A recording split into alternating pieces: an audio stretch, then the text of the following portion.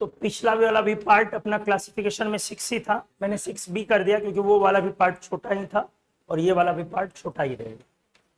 हम लोगों ने निकोजेन में लास्ट जो डिस्कशन का मुद्दा बनाया था वो था अपना नाइट्रोजन। मैंने आपसे ये बोला था कि नाइट्रोजन जो है वो हाईली इनर्ट और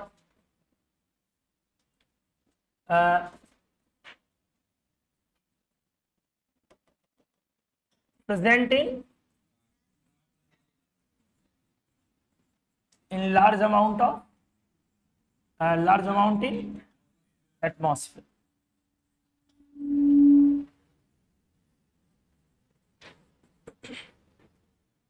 और जो हाईली इनर्ट है इसके इनर्टनेस के पीछे का रीजन क्या है?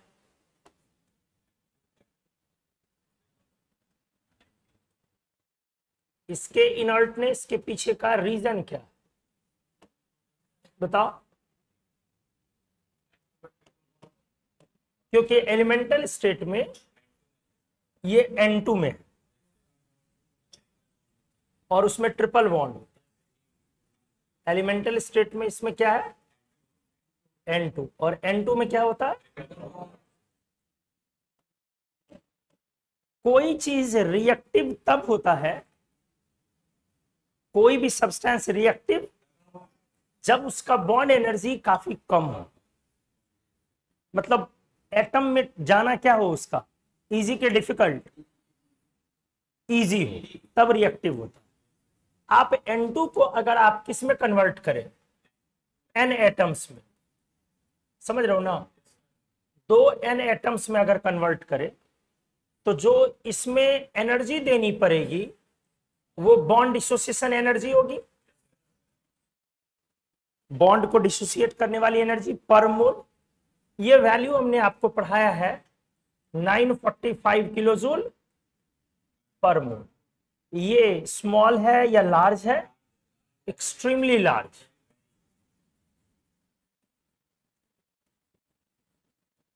ठीक है, तो अगर बॉन्ड एनर्जी काफी कम, हालांकि रिएक्टिविटी के बहुत सारे रीजन होते हैं, कई बार कोई सब्सटेंस का बॉन्ड एनर्जी हाई है फिर भी वो रिएक्टिव हो सकता है, तो रिएक्टिविटी के बहुत सारे रीजन है।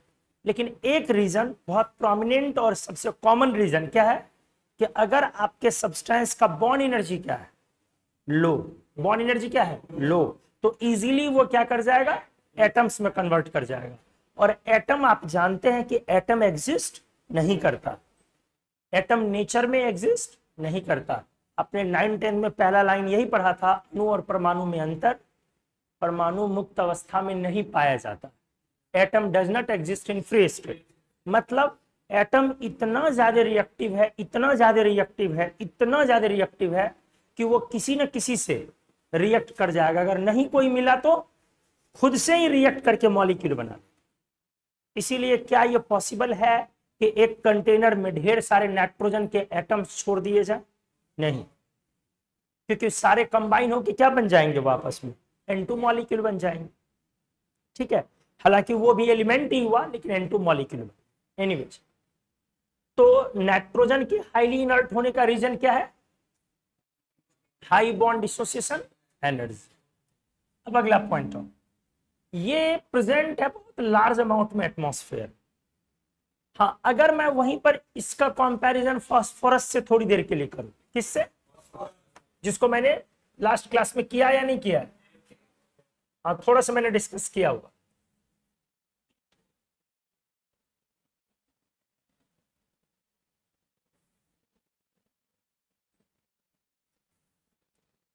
अगर मैं इसका कंपैरिजन किससे कर लूं, फास्फोरस। फास्फोरस कौन सा फास्फोरस? ये किस कलर का है? व्हाइट वाला। तो मैंने क्या बोला है बेटा, ये क्या है, हाईली रिएक्टिव।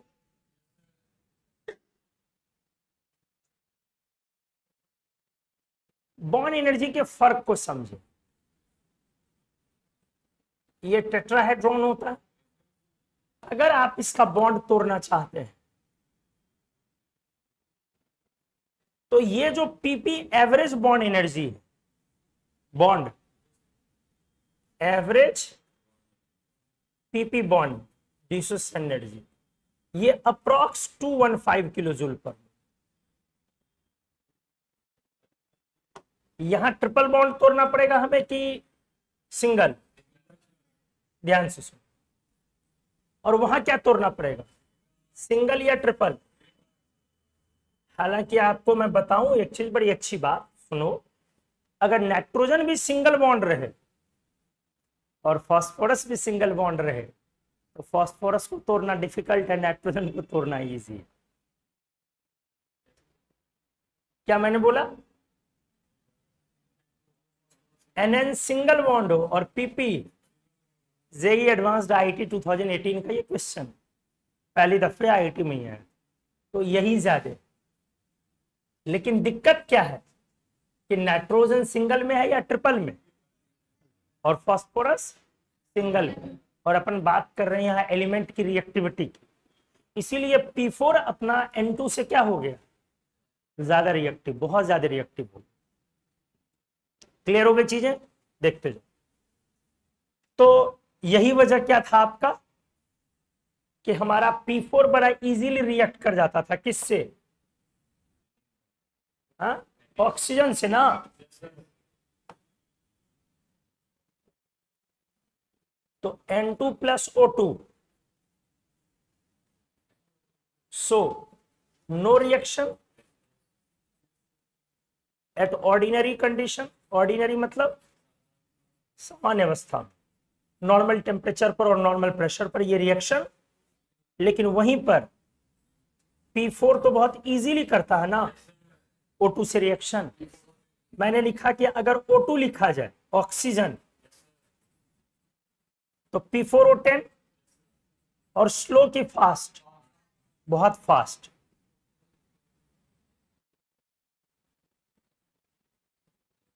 Rapid combustion. लेकिन वहीं पर अगर मैंने क्या यूज किया था, एयर, तो एयर में भी O2 है लेकिन N2 भी है, तो N2 इसकी रिएक्टिविटी को स्लो डाउन करता है। और इस बार क्या बना था, प्लस कितने में, 3 में, और इस बार क्या था, ये स्लो कंबशन और वो रैपिड कंबशन। ये मैंने लास्ट में लिखा था। तो आपको ये बातें क्या समझ में आ गई अच्छे से कि क्यों P4 रिएक्टिव है, क्योंकि इसका एटम में जाना क्या है, इजी। पीपी बॉन्ड एनर्जी जो है वो एवरेज काफी कम है, और N2 की जो बॉन्ड एनर्जी है वो काफी ज्यादा है। तो N2 का डिसोसिएट होकर एटम्स में पहुंचना क्या है, बहुत डिफिकल्ट। तो अब वो वाली बात,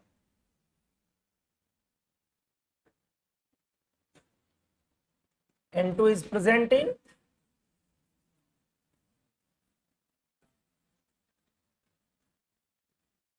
large amount in atmosphere।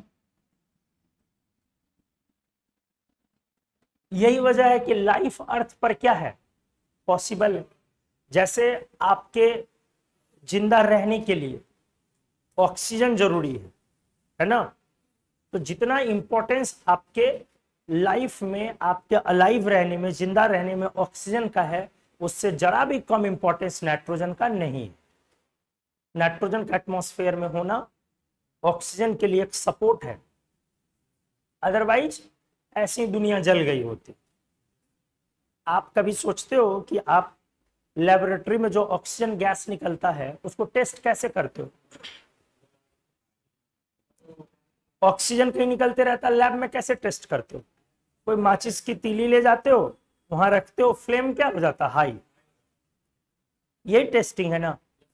तो कभी सोचते हो कि अगर माचिस जलाया तो दुनिया में आग क्यों नहीं फैल जाती। अब आ गया समझ में। नाइट्रोजन हाईली इनर्ट, इसलिए हमने लिखा था कि नाइट्रोजन लार्ज अमाउंट में प्रेजेंट होने की वजह से ये एटमॉस्फेयर में बहुत सारे केमिकल रिएक्शंस को क्या करता है, स्लो डाउन करता है। उसी में से मैंने एक दिया है फूड डीके, जो आपका खाना है वो जल्दी खराब नहीं होता, अदरवाइज बनने के साथ तुरंत वो खराब हो सकता था। फूड डीके, फूड को प्रिजर्व करने के लिए, चॉकलेट वगैरह को अच्छे से प्रिजर्व करने के लिए लिक्विड नाइट्रोजन डाल दिया जाता है, ऊपर से लिक्विड नाइट्रोजन में डुबो दिया जाता है। मूवी में देखते हो जब दो लोग मिलते हैं नीचे से धुआं आता उजला उजला, फ्यूम्स, वाइट फ्यूम्स, बढ़ के हो। कभी सोचते हो वो क्या रहता? लिक्विड नाइट्रोजन नीचे रखा जाता अलग अलग बर्तन में, कंटेनर, तो वो तुरंत गैस बनने लगता। नहीं, ड्राई आइस होगा तो मर जाएगा ना, कार्बन डाइऑक्साइड होता ना ड्राई आइस। कार्बन डाइऑक्साइड उतना उतना अमाउंट में निकलेगा तो समझ रहे हो कैसे करेगा, तो मर जाएगा बेचारा। तो वहां तो रोमांस करना होता बेटा, तो वहां अच्छा एनवायरनमेंट चाहिए ना। लिक्विड नाइट्रोजन रखा जाता, लिक्विड नाइट्रोजन रखने से वो तुरंत व्हाइट फ्यूम्स में कन्वर्ट हो जाता, क्योंकि उसका बॉइलिंग पॉइंट बहुत ही कम। समझ रहे हो ना, एयर में तभी तो गैस है। ठीक है, अब आ जाओ। तो हमने यहां पे एक चीज लिखा था, 3-4 पॉइंट में एक पॉइंट लिखा था,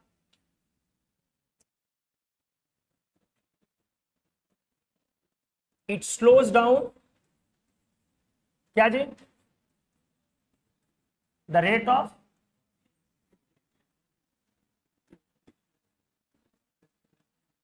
इसके पीछे क्या लॉजिक दिया था मैंने कि अगर नाइट्रोजन नहीं रहे तो ऑक्सीजन जितना अमाउंट में आप बॉडी में इंटेक कर लेंगे डायरेक्ट, उससे रेस्पिरेशन की वजह से इतनी एनर्जी लिबरेट होगी कि हम उस एनर्जी को रख नहीं पाएंगे और हम बर्न कर जाएंगे। बर्न करना मतलब एग्जॉस्ट कर जाएंगे, एनर्जी ही नहीं रख पाएंगे, ज्यादा एनर्जी बढ़ने से हमारी डेथ हो जाएगी। नाइट्रोजन उस रेट को क्या करता है, स्लो। तो आप जरा सोचे, रेस्पिरेशन के लिए जो आपके पास सोर्स ऑफ ऑक्सीजन है, सोर्स ऑफ ऑक्सीजन किस चीज के लिए, ध्यान से, पहला नंबर में एटमॉस्फेरिक कंडीशन में क्या क्या है आपके पास जो आपको गॉड ने दिया है, बोलो, और प्लस O2 है ना। कितना परसेंट O2, अलग अलग जगह अलग अलग लेवल है, फिर भी 21% प्लस, और N2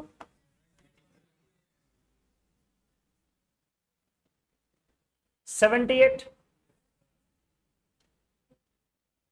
प्लस माइनस लेके चलो।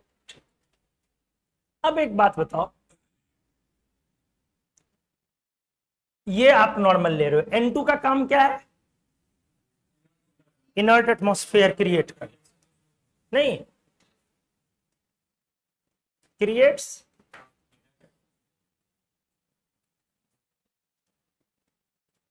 अब मैंने बोला था आपको कि आपको सोर्स ऑफ ऑक्सीजन जो पेशेंट होते हैं उनको जो दिया जाता है,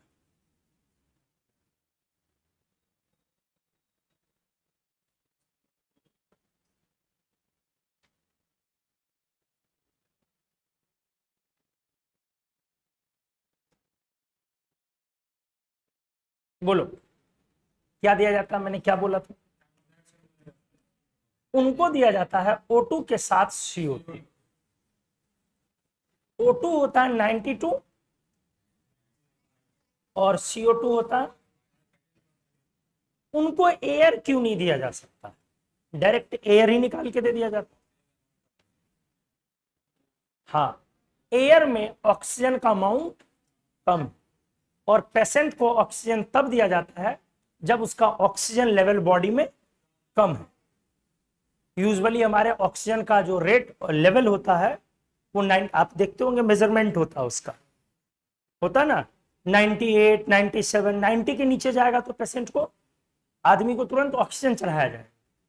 तो जो उस रेट पर है उसको कितना हाई अमाउंट ऑक्सीजन चाहिए वो नहीं ले पा रहा है, तभी तो आप क्या कर रहे हो, उसको बाहर से दे पा रहे हैं, इसीलिए आपको ऑक्सीजन का अमाउंट बढ़ा के देना पड़ेगा। पहली बात, एयर को नॉर्मली लाके लिक्विफाई करके इसलिए भी नहीं दिया जा सकता है क्योंकि एयर में बहुत सारी पॉइजनस गैसेस है, ठीक है, बहुत सारी ऐसी चीजें भी है एयर में कि आपका इम्यून उसको क्या कर रहा है, झेल रहा है, रेजिस्ट कर रहा है।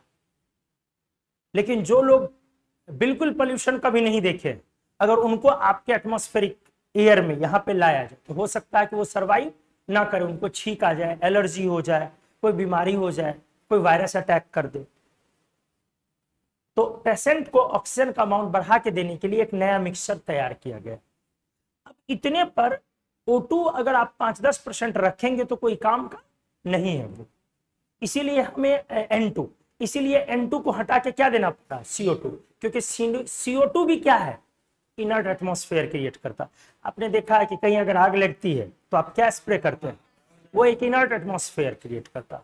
तो इसमें CO2 का काम क्या है, क्रिएट्स।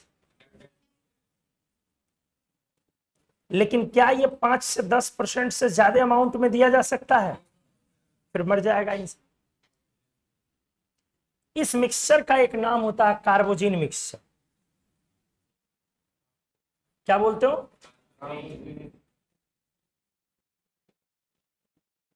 इस मिक्सचर को बोला जाता है कार्बोजिन मिक्सचर। ठीक है, तो नॉर्मल जो ऑक्सीजन सिलेंडर होता है उसमें क्या रहता है, एयर नहीं रहता है, क्या रहता है, कार्बोजिन मिक्सचर। और प्योर ऑक्सीजन भी नहीं रहता, वो वैसे भी मर जाए। अब आ जाओ, अगर मैं बात करूं थर्ड नंबर पे, सी डाइवर्स क्या लेके जाते हैं।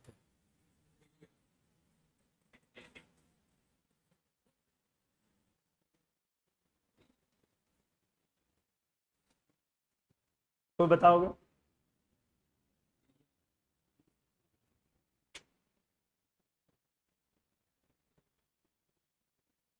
सी डाइवर्स क्या लेके जाते हैं, हीलियम, सिर्फ हीलियम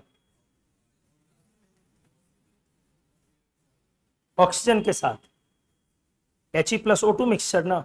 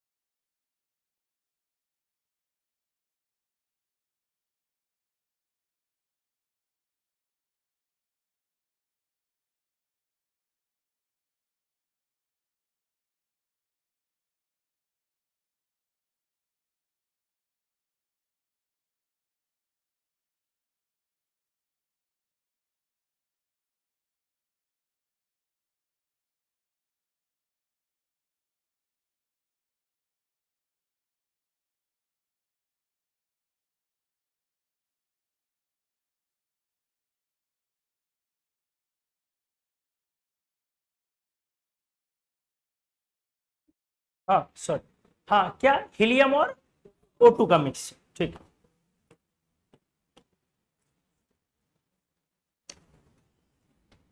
He+, देखो सी डाइवर्स के पास अब क्या प्रॉब्लम है, सबसे पहला पॉइंट, उसको एयर क्यों नहीं दिया जा सकता। जैसे ये सी डाइवर्स समझ रहे हो, जो पानी में उतरता है, उतरना पड़ता है, क्योंकि जैसे बाहर में साइंस है तो वैसे पानी के अंदर का भी साइंस है। तो एक्वेटिक लाइफ को ऑब्जर्व करने के लिए पानी में उतरना पड़ता है, पानी में भी तो बहुत बड़ी दुनिया है। तो उसको एयर क्यों नहीं, सी डाइवर्स लोगों को एयर क्यों नहीं दिया जा सकता, एयर। ऑक्सीजन कम अमाउंट में, तो सी डाइवर्स क्या होता है आपको, तंदुरुस्त आदमी जाता है अंदर की बीमार जा रहा, तो फिर दिक्कत क्या है, जैसे आपने देखा होगा कोल्ड ड्रिंक के बोतल में कार्बन डाइऑक्साइड घुला हुआ है कि नहीं है, कैसे घुला हुआ, ये ऐसे कर रहे हो छोटो, हाई टेम्परेचर नहीं, लो टेम्परेचर हाई प्रेशर, तो टेम्परेचर को इग्नोर कर लो थोड़ी देर के लिए, तो हाई प्रेशर, बहुत इजी सी चीज है। कोई भी लिक्विड में अगर गैस डालोगे और प्रेशर को हाई करते जाओगे तो गैस क्या करेगा, लिक्विड में घुलने लगेगा ना। तो जब आप पानी में नीचे उतरते हैं तो आपने पढ़ा है अभी गैसियस स्टेट में कि HOG वाला प्रेशर आता है आपके ऊपर, कॉलम हाइट का प्रेशर, तो आप जितना नीचे जाएंगे उतना वाटर का प्रेशर ऊपर से क्या होगा, ज्यादा होगा। ज्यादा होने से आपका जो ऑक्सीजन मतलब एयर जो आप ब्रीद करेंगे, जो आपको दिया जाएगा अगर पानी में, तो वो आपके ब्लड के ऊपर से जब ट्रेवल करेगा तो ब्लड में क्या होता है, नॉर्मली बायोलॉजी वाले जानते हैं, ऑक्सीजन डिसॉल्व करता है, कंबाइन करता है ना O2 मॉलिक्यूल, तो हाई प्रेशर पर क्या हो जाएगा, N2 भी डिसॉल्व कर जाएगा, N2 भी डिसॉल्व कर जाएगा ब्लड में। तो हाई प्रेशर पर ब्लड क्या है, लिक्विड है, वाटर है, ब्लड में ऑलमोस्ट क्या है, ब्लड में ज्यादा अमाउंट क्या है, सबसे ज्यादा अमाउंट वाटर का, तो लिक्विड में मतलब ब्लड में नाइट्रोजन हाई प्रेशर पर क्या हो जाएगा, सॉल्युबल। प्रॉब्लम उससे नहीं कि सॉल्युबल हो गया, क्योंकि नाइट्रोजन नॉन पॉइजनस। प्रॉब्लम क्या है, जब वापस आप एयर में आएंगे, एटमॉस्फेरिक कंडीशन पर आ जाएंगे, तो वो नाइट्रोजन आपका ब्लड को छोड़ देगा, और जब ब्लड छोड़ देगा तो आपके पूरे बॉडी में वेन्स में N2 का बबल्स आएगा बाहर, वेन्स में बाहर निकलना शुरू होगा, और वो प्रेशर अगर ज्यादा रहा तो आपका वेन्स फट जाएगा, ब्लीडिंग होगी, आप मर जाएंगे, या इंटरनल ब्लीडिंग से ही डेथ हो जाएगी। क्या समझ में आया? बायोलॉजी में इस चीज को बोला जाता है bend, BEND, bend, air at high pressure N2 में dissolve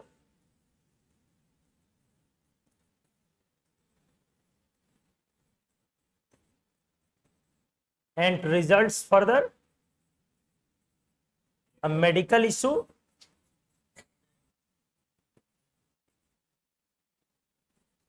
called bend।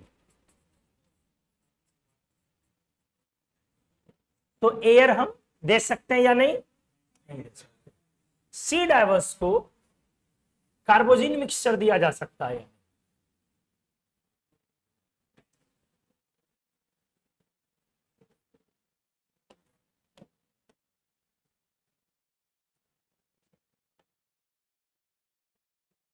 ये भी नहीं।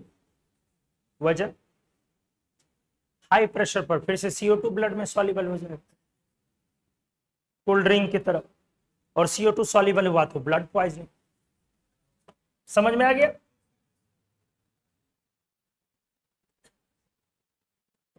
Eight high pressure CO2 easily dissolves in, तो इससे क्या हो गया, ब्लड पॉइजनिंग। इसलिए क्या ये दिया जा सकता है, नहीं। अब अगला पॉइंट हम क्या देते हैं, He+O2 का mixture, He+O2 mixture. More precisely लोग ऐसे याद रखते हैं He+O2, लेकिन एकदम सटीक बोलो तो इस मिक्सचर में क्या क्या होता है, He भी होता है, O2 भी होता है, और N2 भी होता है। देखो मैं कैसे याद रखता हूं, एटमॉस्फेयर में O2 23%, तो उसका उल्टा कर दो,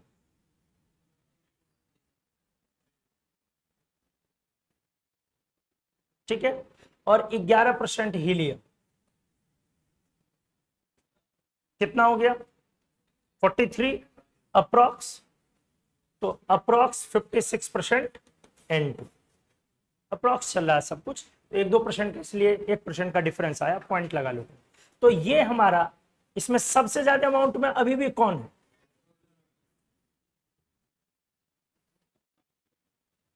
लेकिन अब नाइट्रोजन उतने अमाउंट में नहीं, कम अमाउंट में।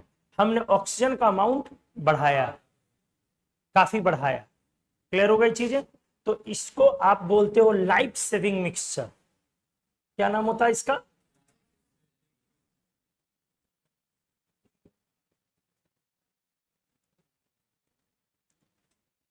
क्लियर हो गया ना? ठीक, ये हमारा था सी डाइवर्स। अब एक पॉइंट है, तीसरा दिया था मैंने, चौथा स्पेस ट्रेवलर्स।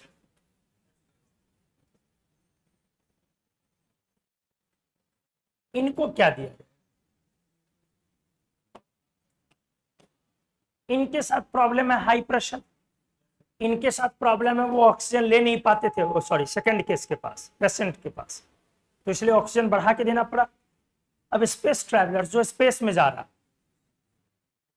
ये आपको पढ़ना है, ये percentage solution and colligative property में, फिजिकल केमिस्ट्री में ये परसेंटेज दिया हुआ है आपके बुक में, पढ़ेंगे तो बुक में आ जाएगा। स्पेस ट्रैवलर जो स्पेस में जाते हैं, स्पेस में निकलते हैं लोग, 6-6 महीने तक स्पेस में रहते हैं, वो क्या ले जाएंगे? उनके पास सबसे बड़ा दिक्कत क्या है? वो ज्यादा वॉल्यूम एयर का ले नहीं जा सकते। सोचिए, स्पेस में आप जा रहे हैं, ससुराल तो जा नहीं रहे हैं, तो आप क्या बहुत सारा ऑक्सीजन का सिलेंडर ले जा सकते हैं? नहीं। या बहुत सारा एयर का सिलेंडर ले जा सकते हैं? उनको प्रेशर का प्रॉब्लम है या नहीं है? नहीं, बिल्कुल नहीं है। उनका तो प्रेशर लो है, प्रेशर तो उनका लो है। तो हाँ, इस पे एक क्वेश्चन याद आया, मैं वो लिख देना चाह रहा हूँ, अभी ध्यान आया मेरे, पता नहीं वो क्वेश्चन अभी मिलेगा भी या नहीं मिलेगा, देखता हूं। तो इनके पास प्रॉब्लम क्या है? इनके पास प्रॉब्लम है ऑक्सीजन ले जाना, इसीलिए वो सिलेंडर का सिलेंडर भर के यहां से नहीं ले जा सकते। वो क्या करते हैं ऑक्सीजन के सोर्स के लिए? KO2 used as primary source of oxygen as well as, ध्यान से सुनेंगे, अब उनके पास एक नहीं दो समस्या है। पहली समस्या क्या है? हाँ, ऑक्सीजन को कैरी करके नहीं जा सकते बड़ा अमाउंट। और दूसरी उससे बड़ी समस्या क्या है ना, जो कार्बन डाइऑक्साइड छोड़ रहे हैं उसको क्या करेंगे? पाइप निकाल के बाहर स्पेस में असंभव है, इम्पॉसिबल है। तो उनके पास दूसरा ऑप्शन, दूसरी प्रॉब्लम क्या है? कार्बन डाइऑक्साइड जो निकल रहा है गैस, उसको वो कैसे स्टोर करेंगे? बहुत डिफिकल्ट जॉब है। तो KO2 एक साथ दो काम करता है। पहला काम, ध्यान से, यदि आप KO2 सॉलिड होता, पोटेशियम सुपर ऑक्साइड, रेडॉक्स में आपने पढ़ा हुआ, पढ़ा मैंने, क्योंकि K पर क्या होता है 1+, तो O2 पर क्या आया, और ये क्या हुआ सुपर ऑक्साइड, याद आया ना? तो KO2 को ये सॉलिड रखा हुआ है, चैम्बर एक बना हुआ, चैम्बर में कौन रखा हुआ? KO2, और आप ब्रीद करके उस पर छोड़ रहे, समझ रहे हो ना? आप यहां से पाइप निकाल के क्या कर रहे हो, मतलब एक निकाल के रूट बना करके आप उसको कहां छोड़ रहे हो? KO2 पर। एक चैम्बर है, चैम्बर में क्या रखा हुआ, सिंपल तरीके से बता रहा हूं, उसी को मैकेनिज्म में कन्वर्ट किया जाए। तो हमारा ब्रीद आउट हुआ है कौन, कहां से आया? रेस्पिरेशन से।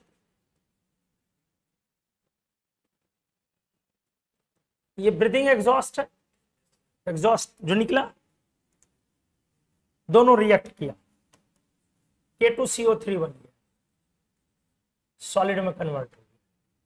हमारा गैस किस में कन्वर्ट हो गया? ये क्या था बेटा, किसमें फिक्स हो गया? सॉलिड में। और वहां बना क्या? O2। आपने छोड़ा क्या? CO2, वहां बना क्या? O2। समझ में आ गई चीज? तो O2 आपने ले लिया, CO2 आपने छोड़ा, और जब आपने O2 लिया तो जाहिर सी बात है CO2 छोड़ भी रहे हो, तो मिक्सचर क्या है आपके पास? O2 plus CO2। तो कितना सिंपल और शानदार मैकेनिज्म है। तो ये बहुत याद रखने लायक चीज है कि पोटेशियम सुपर ऑक्साइड पर जब CO2 डालते हैं तो वो किस में कन्वर्ट करता है? K2CO3 plus O2। प्रेसिपिटेट क्यों हुआ बेटा? कोई वाटर थोड़ी ना, वहां सॉलिड है, वहीं पे रह जाएगा। चैम्बर जो बना हुआ है उसी चैम्बर में नीचे रहेगा। पहले भी तो वो वही था, सॉलिड में ही था, अभी वो सॉलिड में ही रहेगा। पहले वो क्या था? सुपर ऑक्साइड, अब वो क्या हो गया? कार्बोनेट। क्लियर हो गई चीजें? किसी को नहीं है कंफ्यूजन? तो इस तरह से आपने ये देखा कि हाँ, अब ये वाला यहाँ पे मेरे को क्वेश्चन याद आया था, ध्यान आया था, वो मैं करूँ। बहुत प्यारा क्वेश्चन था। क्वेश्चन को मुझे लगता है कि जिस फॉर्म में था तो ढूंढ रहा था, मेरे को मिला नहीं, उसी फॉर्म में मैं लिखना चाह रहा हूँ। अच्छा, एक जगह है, एक जगह है। क्या छोटू? क्या ले ले? हाँ, CO2 आप छोड़ भी रहे हैं ना, अब O2 आ भी रहा है, तो वो तो मिक्स होगा ही ना ऑलरेडी। नहीं, कुछ नहीं, ध्यान से। CO2 है ना छोटू? हाँ,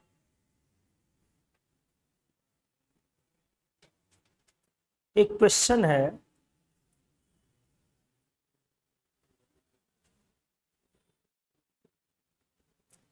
कहां पे होगा, कहां पे होगा? नीट का क्वेश्चन एक्चुअली।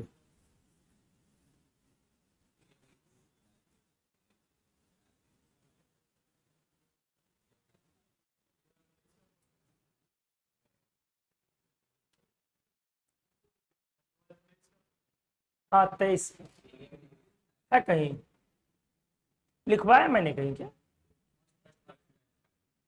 अच्छा, लिखवाया उन लोगों को?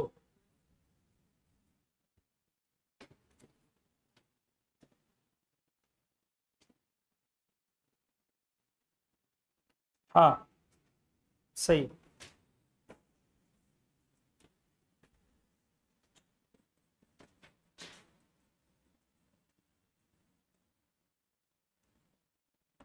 एजर्जन रीजन टाइप का क्वेश्चन। एजर्जन एक स्टेटमेंट होता है। एजर्जन था helium is used to dilute oxygen in diving apparatus। और रीजन क्या था?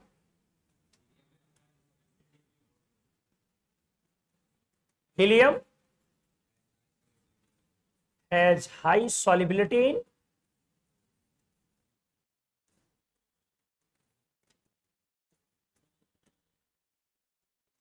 एजर्जन रीजन में 4 स्टेटमेंट होते हैं, ऑप्शन होते हैं। पहला ऑप्शन ये होता है कि both assertion and reason are true, ठीक है, and reason is the correct explanation of एजर्जन।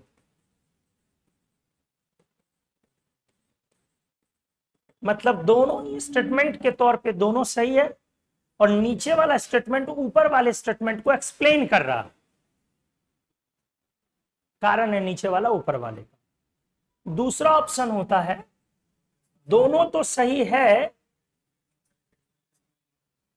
लेकिन R is not correct explanation of assertion. तीसरा ऑप्शन है एजर्जन करेक्ट है बट रीजन इज इनकरेक्ट। और चौथा ऑप्शन है एजर्जन इनकरेक्ट है बट रीजन। चौथा ऑप्शन हालांकि का एक बार चेंज कर देता, एम्स में पहले रहता था कि दोनों इनकरेक्ट, फिर चेंज करके कभी ये किया, तो चौथा ऑप्शन कभी कभी अलग भी रहता। क्या लग रहा है क्या होगा? पहला स्टेटमेंट सही है या गलत है?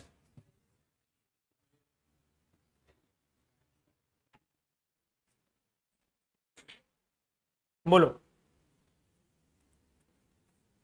पहला स्टेटमेंट सही है या गलत है? हीलियम को यूज किया जाता है डाइविंग एपरेटस में, क्यों? तो ऑक्सीजन को डाइल्यूट करने की। सही है। बहुत लोगों को लग रहा होगा कि ऑक्सीजन को डाइल्यूट करने का मतलब ऑक्सीजन में पानी मिलाना हुआ। ऐसा नहीं है। डाइल्यूट करने का मतलब हुआ कि जो जिस अमाउंट में है उसके अमाउंट का परसेंटेज क्या करना, कम कर। तो आप बेटा O2 है पूरा का पूरा 100%, उसमें हीलियम क्यों मिला रहे हैं? ताकि O2 का परसेंट कम हो, तो डाइल्यूट हुआ ना, हालांकि उसमें N2 भी डाला जाता। चलो, तो पहला स्टेटमेंट सही हुआ कि गलत? दूसरा, helium has high solubility in O2।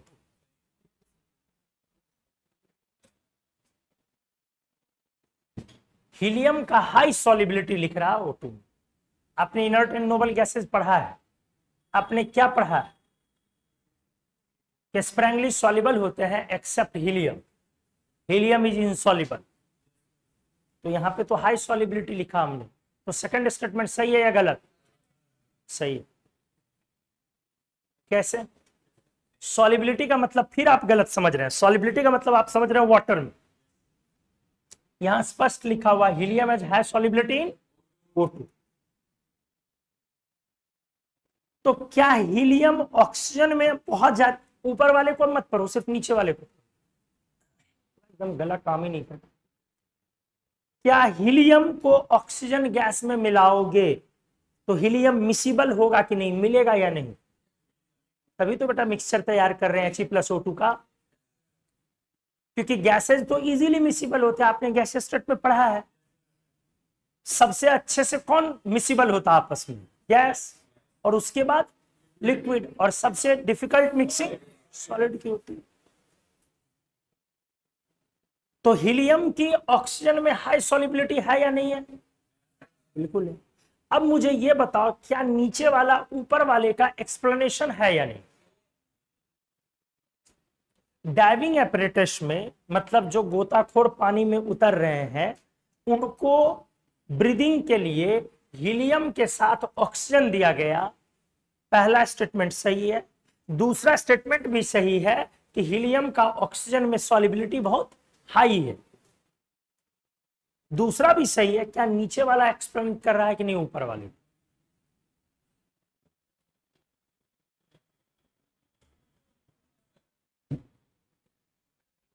बताओ।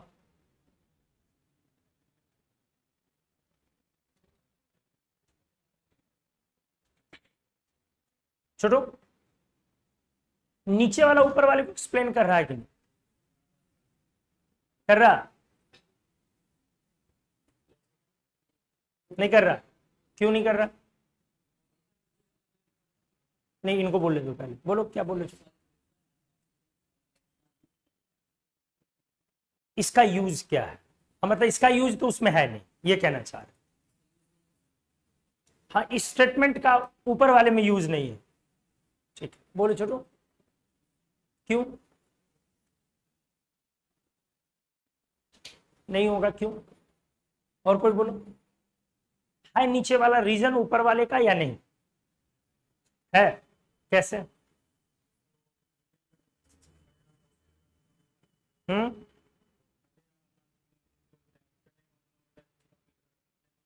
कम करना। आप एजर्जन को फिर से पढ़े। एजर्जन क्या है? हीलियम को यूज करते हैं ऑक्सीजन को डाइल्यूट करने के लिए डाइविंग एपरेटस में।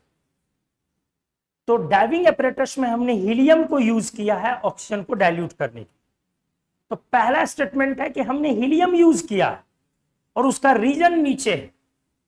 तो हीलियम क्यों यूज करते हैं, आप पहले अपने दिमाग से रीजन सोचे। क्या हीलियम आप इसलिए यूज करते हैं कि ऑक्सीजन का अमाउंट कम हो जाए? नहीं, हीलियम आप यूज करते हैं एक इनर्ट एटमॉस्फेयर क्रिएट करने के लिए। जैसे एयर में जब आप ब्रीद करते हैं तो वो इनर्ट एटमॉस्फेयर कौन क्रिएट करता है? N2। जब आप हॉस्पिटल में होते हैं, आपको ऑक्सीजन चढ़ाया जाता है तो वो इनर्ट एटमॉस्फेयर कौन क्रिएट करता है? CO2। स्पेस ट्रेवलर्स के लिए इनर्ट एटमॉस्फेयर कौन क्रिएट कर रहा है? CO2। CO2 ना, जो ब्रीद आउट कर रहा। तो यहां पर इनर्ट एटमॉस्फेयर कौन क्रिएट करेगा? हीलियम, क्योंकि हीलियम हाईली क्या है? इनर्ट है। तो हीलियम की सॉल्युबिलिटी वाटर में है या नहीं? नहीं है।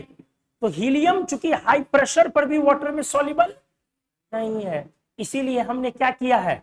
डाइविंग एपरेटस में हीलियम मिलाया। समझ में आया कुछ? डाइविंग एपरेटस में हीलियम क्यों मिलाया? क्योंकि नाइट्रोजन हाई प्रेशर पर घुल जाता और वापस छोड़ देता।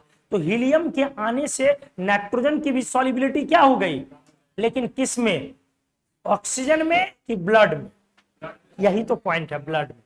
और यहां किस में लिखा? ऑक्सीजन।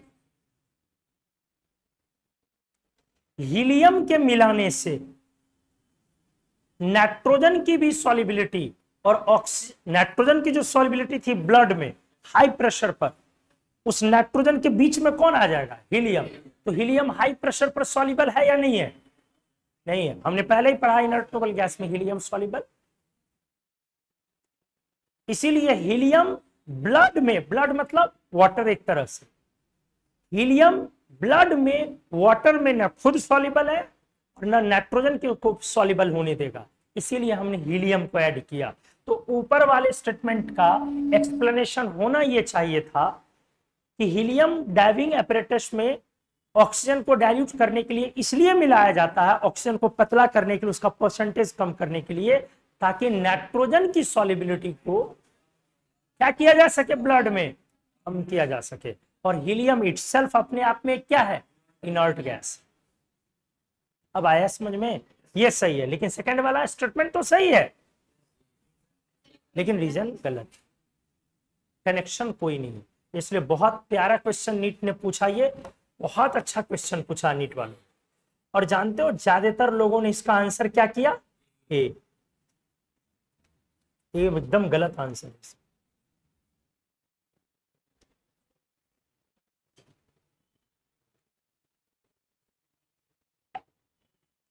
अब ऐसे ही करके इनऑर्गेनिक का कुछ कुछ क्वेश्चन आपको पूछेगा नीट में, और लोग पढ़ लेते हैं क्या? PT bonding coordination metallurgy. तो कहीं से ना ये पीटी है, ना बॉन्डिंग है, ना कोऑर्डिनेशन है, ना मेटलर्जी है, ये ब्लॉक। ठीक है, फिजिकल केमिस्ट्री में एक्सप्लेनेशन दे रखा है, लेकिन ये हम लोग पढ़ते हैं नाइट्रोजन फैमिली में N2 के इनर्टनेस को समझने के लिए। क्लियर हो गई चीजें? तो चलो, हमने नाइट्रोजन के इनर्टनेस पर और यूजेस पर हमने बात करी। फॉस्फोरस वाला एलोट्रॉप्स आपने पढ़ा हुआ, उस और कोई बात नहीं। निकोजन फैमिली में और कोई बात डिस्कशन नहीं होगा। कार्बन फैमिली में बहुत ऑलरेडी कार्बन को पढ़ते ही हो, एलोट्रॉप हमने पढ़ाई है, तो उसमें भी बहुत ज्यादा डिस्कशन हमें नहीं करना।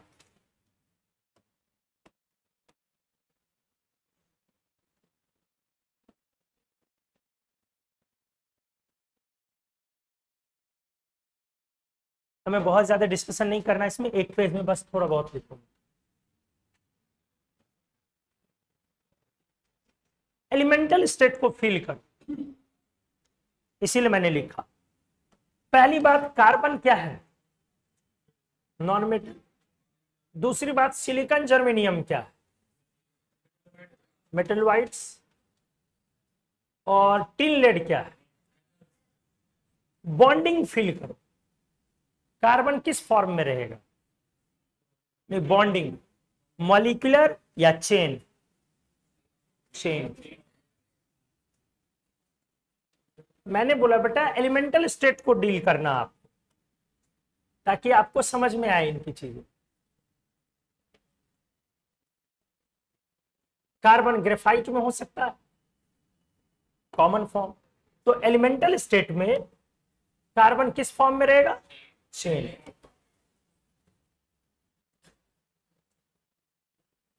होगा ना जी? सामान्यतः इस तरह से करके भागेगा। अब उसी में ग्रेफाइट है कि डायमंड है कि क्या है, वो डिपेंड करता है। मेटलवाइड्स ऑलरेडी किस फॉर्म में होते हैं? चेन फॉर्म से। क्या मैंने बताया था आपको? कैल्कोजेन में मैंने बताया था कि सेलेनियम टेल्यूरियम किस फॉर्म में होगा? चेन। तो चेन फॉर्म्स यूजुअली।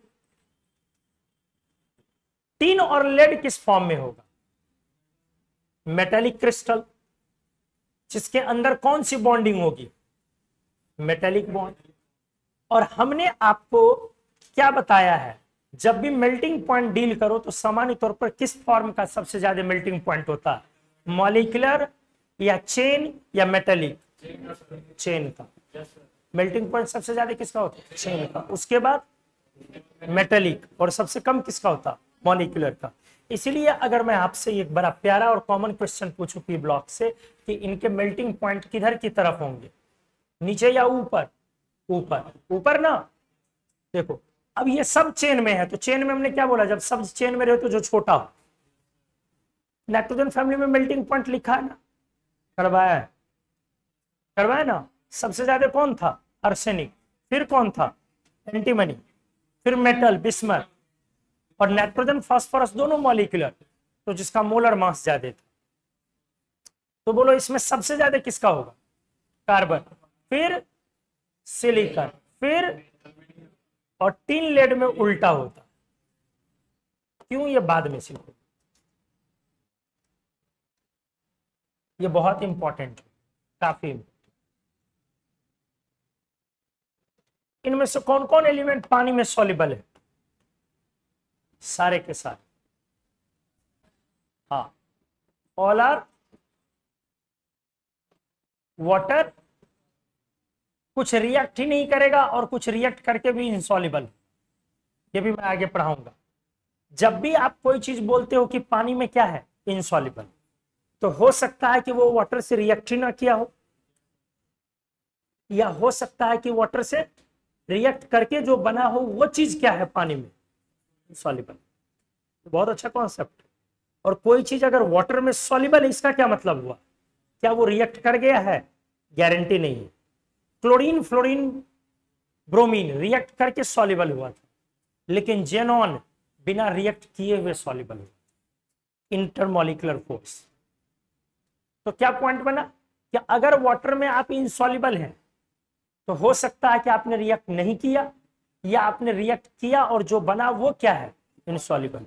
और अगर आप वाटर में सॉल्युबल हैं तब भी हो सकता है कि आपने रिएक्ट किया और जो बना वो सॉल्युबल है, या बिना रिएक्ट किए बिना ही सॉल्युबल है। Intermolecular force.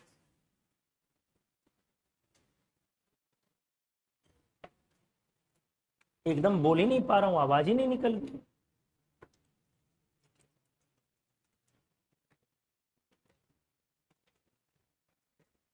क्लियर हो गई चीजें? नहीं डाउट? कार्बन फैमिली में ज्यादा नहीं जा। चलो आगे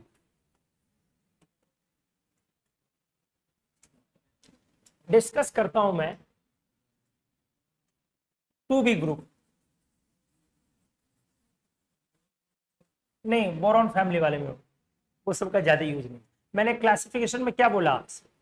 जिन एलिमेंट्स का बहुत ज्यादा यूज करेंगे उसके बारे में पढ़ेंगे। 2b ग्रुप क्या है? Elements zinc, cadmium, mercury. Zinc क्या है? सॉलिड। और मर्क्यूरी, तो एक पॉइंट तो क्लियर हो गया, मेल्टिंग पॉइंट किधर?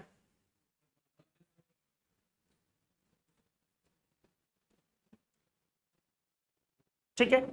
इन ग्रुप एलिमेंट्स को आप क्या बोलते हो? नाम क्या होता है? याद आया?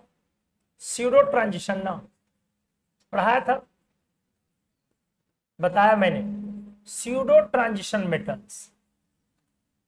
स्यूडो मतलब फॉल्स, और एक नाम और है नॉन ट्रांजिशन मेटल्स।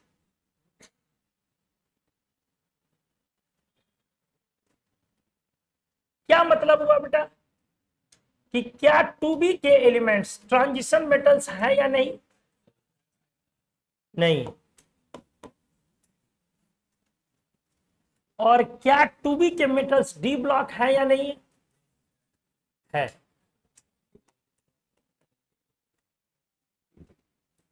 हमने पीछे पढ़ाया हुआ इलेक्ट्रॉनिक कॉन्फ़िगरेशन में, आप भूल रहे हो।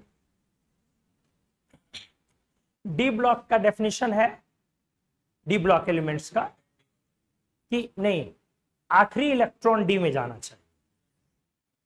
तो इनका आखिरी तो जाता है डी में, क्योंकि कॉन्फ़िगरेशन क्या है? NH2 N-1D D10। तो आखिरी इलेक्ट्रॉन कहां जाता, इसलिए डी ब्लॉक हुए। और ट्रांजिशन मेटल का डेफिनेशन क्या था, वो वाला डी ब्लॉक एलिमेंट जिसका या तो ग्राउंड स्टेट में अनपेयर्ड डी ऑर्बिटल, याद आया, या फिर किसी नॉन ऑक्सीडेशन स्टेट में unpaired D orbital. Transition metal के डेफिनेशन ये बनाया था हमने कि एनसीईआरटी में डी ब्लॉक में दिया हुआ कि डी ब्लॉक एलिमेंट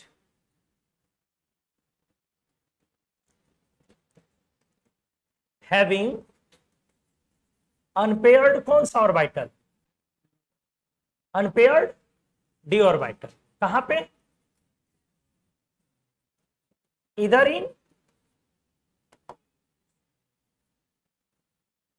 दियर ग्राउंड स्टेट, या तो उसके किस में, ग्राउंड स्टेट में, और in any of the non oxidation state, या तो फिर ग्राउंड स्टेट में या फिर उसके किसी भी नॉन ऑक्सीडेशन स्टेट में। जैसे मैं एग्जांपल के लिए समझा, कॉपर, कॉपर में क्या है बेटा, 4s1 3d10। तो क्या ये कौन सा स्टेट है, ग्राउंड स्टेट, लेकिन क्या इसमें अनपेयर्ड डी ऑर्बिटल आया, नहीं आया। तो क्या ये ट्रांजिशन मेटल हो पाया अभी, लेकिन जब आप कॉपर का नहीं +1 में जाओ तो अब क्या हो जाएगा, 4s0 3d10। तो क्या अब अनपेयर्ड डी आया या नहीं आया, अभी भी नहीं आया। तो क्या अभी भी हो पाया ये ट्रांजिशन मेटल, लेकिन इसी कॉपर का एक स्टेट और होता है क्या, अब क्या होगा कॉन्फ़िगरेशन, एक और एक 4s0 और 3d। अब बोलो अनपेयर्ड डी ऑर्बिटल आया या नहीं आया, क्या आपको समझ में आया। अगर आपसे कोई पूछे कि कॉपर ट्रांजिशन मेटल है क्यों, तो इसका जवाब ये नहीं होगा कि कॉपर डी ब्लॉक, क्योंकि जिंक भी डी ब्लॉक। तो कॉपर ट्रांजिशन मेटल क्यों है, इसका जवाब होगा क्योंकि उसके +2 में अनपेयर्ड डी ऑर्बिटल। क्वेश्चन समझ में आया।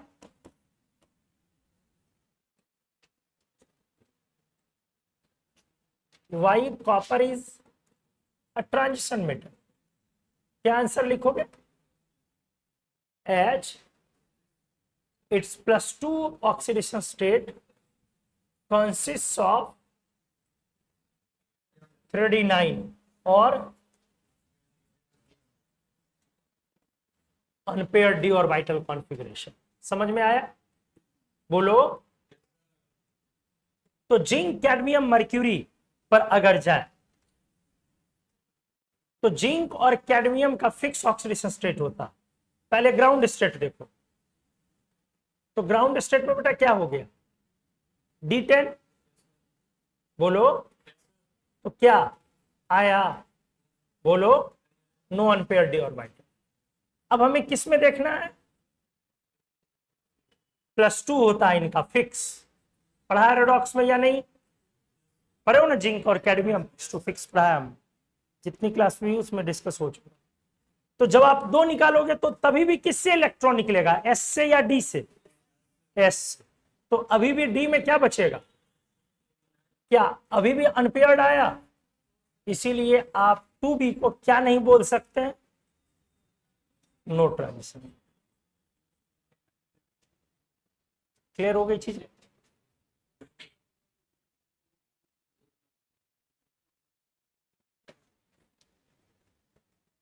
कोई कंफ्यूजन किसी के पास, तो एक बड़ा अच्छा पॉइंट था। अब एक पॉइंट, एमपीबीपी समझ में आ गया। मर्क्यूरी लिक्विड है और जिंक सॉलिड है, बावजूद इसके मर्क्यूरी की डेंसिटी जिंक से ज्यादा है। क्या बोला हमने, सामान्य तौर पे आपसे पूछे कोई कि लिक्विड भारी होता है कि सॉलिड, सॉलिड, इसलिए आपके दिमाग में कंफ्यूजन चलता है। अगर आपसे पूछा जाएगा कि जिंक की डेंसिटी ज्यादा है कि मर्क्यूरी की, तो आपको क्या लगता है, जिंक की ज्यादा, लेकिन नहीं, डेंसिटी पीरियोडिक टेबल के किसी भी ग्रुप में नीचे की तरफ होता है। डेंसिटी पीरियोडिक टेबल में किसी भी ग्रुप में एकदम नीचे की तरफ होता है। तो डेंसिटी किधर की तरफ आ गया,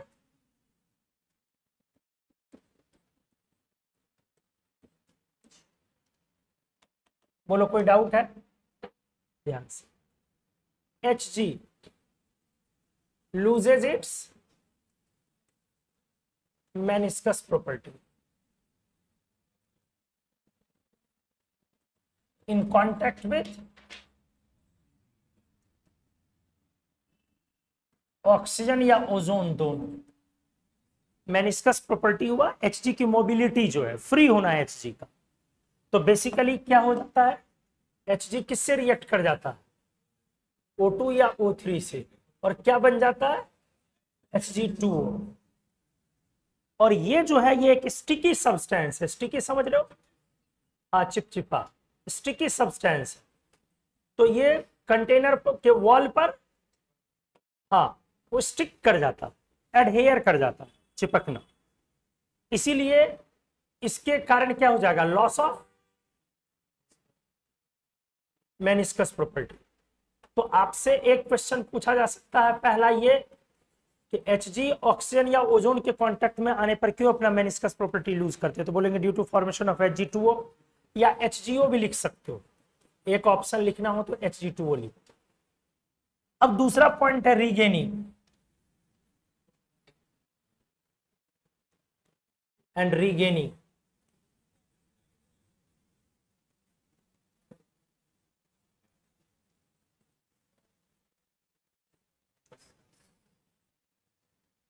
कैसे होता है, Hg2O को अगर आप वाटर में डाल के वापस क्या करेंगे, तो ये वापस से किस में आ जाएगा,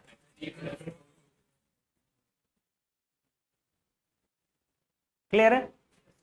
तो इस तरह से हमारा Hg वापस हमें मिल जाए, तो ये रीगेनिंग ऑफ मेनिस्कस प्रॉपर्टी। तो जिंक, कैडमियम, मर्क्यूरी में डेंसिटी नीचे, मेल्टिंग पॉइंट ऊपर।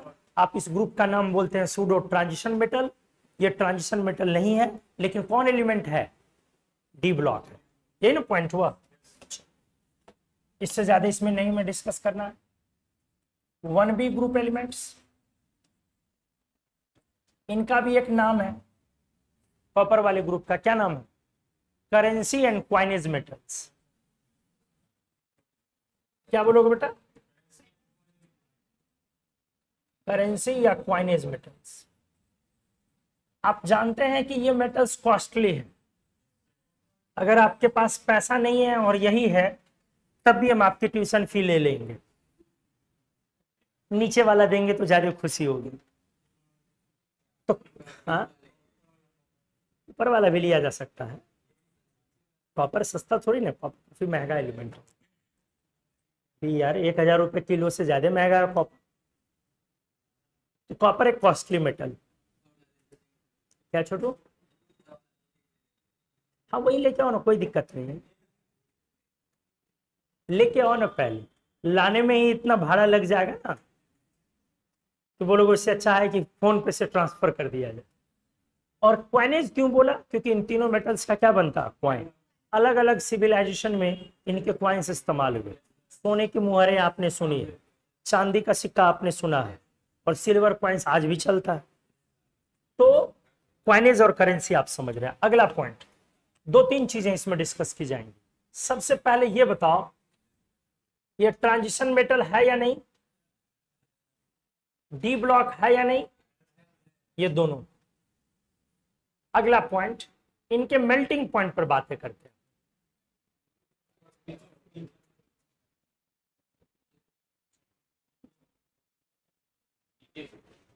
बोलो, नीचे से ऊपर या ऊपर से नीचे, नीचे से।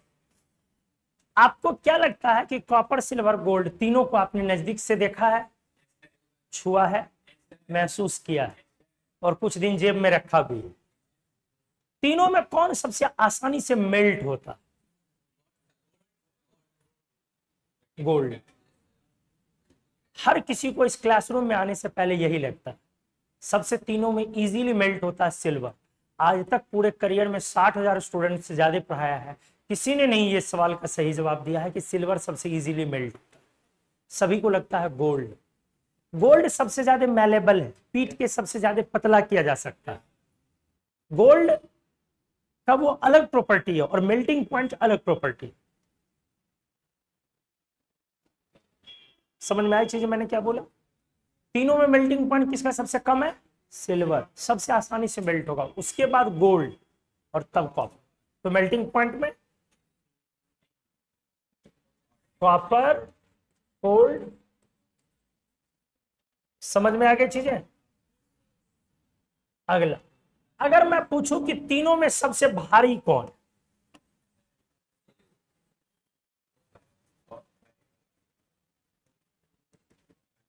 तो डेफिनेटली गोल्ड भारी नहीं है, कॉपर भारी रिलेटिवली। कमीनो, सुना नहीं है सब्जी तौल रहे हो कि सोना? हा? इतना सा चढ़ाया और भारी हो गया। गोल्ड, बहुत सारा गोल्ड अमाउंट में रहता है, मतलब बाय वेट, लेकिन वो अमाउंट में आता है बहुत कम, दिखता बहुत कम, क्योंकि गोल्ड बहुत भारी है, गोल्ड काफी हेवी है। सो कितना कंफ्यूजन रहता। गोल्ड हल्का नहीं है बेटा, भले वो मेलेबल बहुत ज्यादा है, और वहीं से सारा कंफ्यूजन आता। गोल्ड भारी है, बहुत हेवी है। और अभी हमने एक लाइन और बोला था, डेंसिटी किसी भी ग्रुप में, बोला था ना अभी थोड़ी देर पहले। तो तीनों में डेंसिटी किसकी सबसे ज्यादा? गोल्ड की।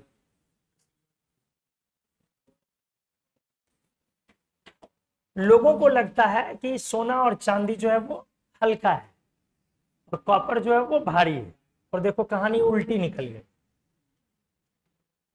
आगे आ जाओ। ये तीनों ही एलिमेंट पानी में इनसॉल्युबल है। क्या है? अच्छा, ये तीनों के इनसॉल्युबल होने का रीजन क्या है? रिएक्शन नहीं करना, या बिना या रिएक्शन करने के बाद जो बना वो इनसॉल्युबल? ये रिएक्शन ही नहीं करता, इसलिए यहां पे आप क्या लिख सकते हो? They do not react with water.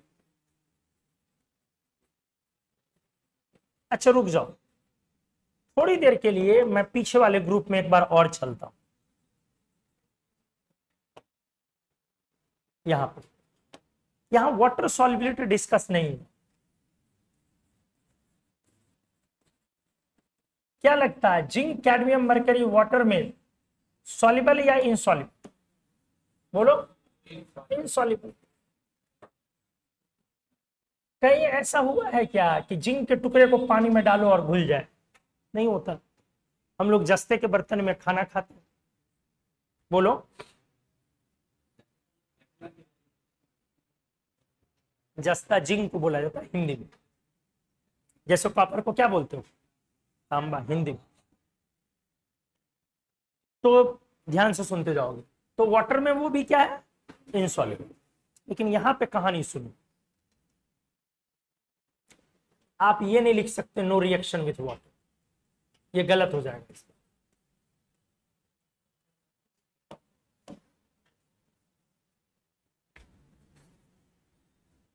Zinc और कैडमियम ये दोनों ही वाटर से रिएक्ट करते हैं और बनता है ZnOH, हालांकि गर्म पानी से करेगा, होल ट्वाइस, या CdOH और प्लस हाइड्रोजन गैस, तो गैस तो बाहर निकल गया, और ये दोनों इनसॉल्युबल। समझ में आया? तो ये रिएक्ट किया, बट कैसा प्रोडक्ट दिया? Insoluble product. लेकिन वहीं पर कॉपर, सिल्वर, गोल्ड का क्या हुआ? वो रिएक्ट ही नहीं थी।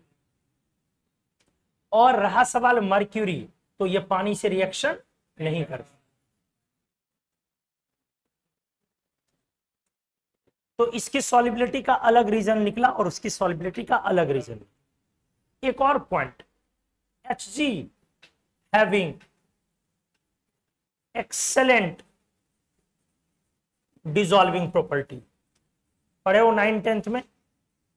मर्क्यूरी किसी भी चीज को क्या करता है? घुला लेता है। आप कोई भी मेटल ले लो, समझ रहे हो, अगर आप इसको कहां पे डाल दोगे?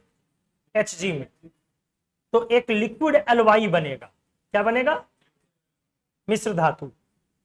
मतलब उस मेटल और Hg का अलवाई बनेगा। इसको क्या बोला जाता है? एमेलगम, अमलगम नहीं, एमेलगम। दिस इज नॉट बबल गम।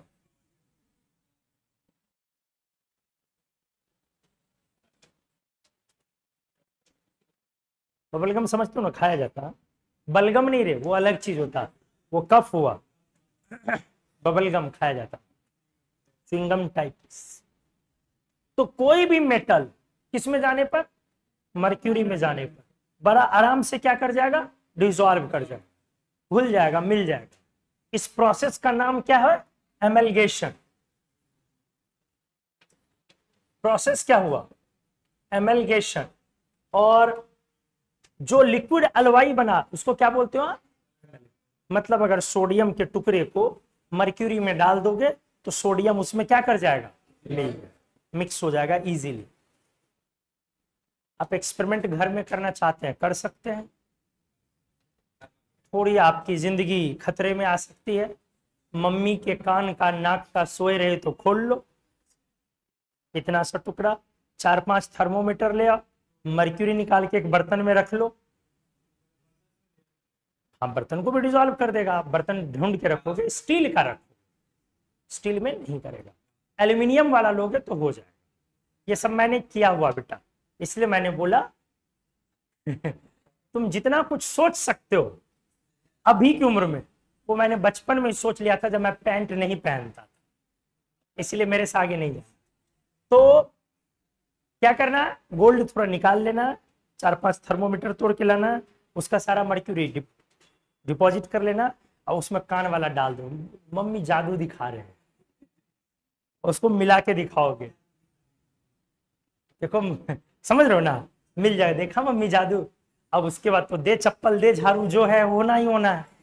तुम बोलो मम्मी तुम ये नहीं समझ रहे हो कि तुम्हारा बेटा कितना प्रतिभावान है, तुम साइंस समझो, क्रोनोलॉजी। तुम ये देख रहे हो कि मेरा कान का चला गया, तुम ये नहीं देख रहे हो कि मेरा ज्ञान कितना है और तुमको अपने कान की पड़ी है। आप बिल्कुल एक्सट्रैक्ट कर सकते हैं। आप हीट करेंगे ना तो मर्क्यूरी हाई टेम्परेचर पर इवेपोरेट कर जाएगा, लेकिन उसके बाद जो सोना बचेगा वो काला हो जाएगा और वो कान वाला नहीं बचेगा। कान वाला नहीं बचेगा, वो बिल्कुल नहीं बचेगा। तो मर्क्यूरी एमेलगम का फॉर्मेशन करता, ये आपके सिलेबस में पढ़ना, कौन मेटल एमेलगम का फॉर्मेशन नहीं करते। Iron, platinum and many 8B metals, और भी कुछ कुछ है, लेकिन किस ग्रुप के, इनके बारे में मैंने क्या बोला, do not form एमेलगम। 8B group के बहुत सारे मेटल्स क्या नहीं फॉर्म करते हैं दोस्त, एमेलगम का फॉर्मेशन नहीं करते। तो आपसे जो पूछा जाता है वो Fe एंड Pt के बारे में पूछा था, आपके एनसीईआरटी में दे रखा, समझ गए। मर्क्यूरी कैसे एक्सट्रैक्ट किया जाता, जी नहीं बिल्कुल नहीं, नहीं वो आपको तो एक तो पहली बात पढ़ना ही नहीं है, और एमेलगेशन प्रोसेस से क्यों किया जाएगा, बिल्कुल नहीं। मर्क्यूरी नेटिव ओर के फॉर्म में, फ्री फॉर्म में अर्थ में होते हैं, उसमें गंदगियां मिली रहती है, गंदगियों को हटाना होता है, क्योंकि मर्क्यूरी रिएक्ट जल्दी नहीं करता। तो अर्थ में भी मर्क्यूरी फ्री फॉर्म में ही रहता, बस उसमें गंदगियां मिली रहती, जैसे गोल्ड। अर्थ में गोल्ड किसी से रिएक्ट करके नहीं रहता, गोल्ड प्योर ही रहता, बस उसमें क्या मिला हुआ, गंदगी, तो इम्प्योर गोल्ड हो गया। उसी को प्योर किया जाता, प्योरीफाई किया जाता। हमने किसी शॉर्ट्स में बताया था, शुरू के किसी शॉर्ट्स में आपने देखा होगा कि गोल्ड क्यों इतना एक्सपेंसिव होता, वो मैंने थोड़ा एक्सप्लेन किया होगा। तो आज की क्लास में इतना ही। तो हमारा क्लासिफिकेशन का मेटल वाला पार्ट समाप्त हो गया। एक एल्कली मेटल और एल्कलाइन अर्थ मेटल थोड़ा सा बचा हुआ है, अगले क्लास में मैं वो कर लूंगा, और वाटर सॉल्युबिलिटी नेक्स्ट क्लास में डिस्कस हो जाएगी, समझ गए। हालांकि एक राउंड मैंने सॉल्युबिलिटी पढ़ाया है, बट नेक्स्ट क्लास में हमारा क्लासिफिकेशन समाप्त होगा। मैं एक बार फिर से सॉल्युबिलिटी पढ़ाऊंगा, क्योंकि सारे ब्लॉक की सॉल्युबिलिटी यहीं पर आ जाएगी वाटर एलिमेंट की। तो अगला क्लास काफी इंपॉर्टेंट होगा, इसमें क्लासिफिकेशन का आखिरी क्लास, ठीक है। Thank you. नहीं अभी नहीं पढ़ो बेटा, अभी आप पीछे जितना आपका एलोट्रॉप्स वगैरह है सबके आप रिवीजन कर जाएं, सबको आप फिर से कर जाएं, क्लासिफिकेशन को भी अपडेट कर ले। अभी एनसीईआरटी में हाथ नहीं लगाना, अगर लगाना भी है तो ब्लॉक में लगाना है। कैसे? जो जो चीजें हमने पढ़ाया है उसको ब्लॉक में ढूंढना, ये कर सकते। चलो अगले, थैंक यू।